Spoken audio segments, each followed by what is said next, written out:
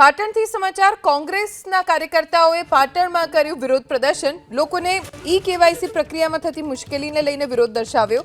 મામલતદાર કચેરી પર કોંગ્રેસે ભારે સૂત્રોચ્ચાર કર્યો ઈ-કેવાયસી પ્રક્રિયા સરળ બનાવવાની કોંગ્રેસના કાર્યકર્તાઓએ માંગ કરી મામલતદારને આવેદનપત્ર આપી કોંગ્રેસે રજૂઆત કરી 100% પ્રક્રિયા પૂર્ણ ન થાય ત્યાં સુધી સસ્તા દરે અનાજ આપવાની માંગ કરવામાં આવી કોંગ્રેસના કાર્યકર્તાઓ તરફથી કેમ કે ઈ-કેવાયસીની પ્રક્રિયા જટિલ છે જેના કારણે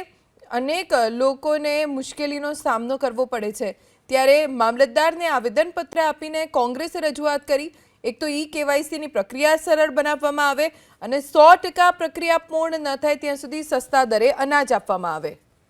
ઈ-કેવાયસીની પ્રક્રિયા જટિલ છે જેના કારણે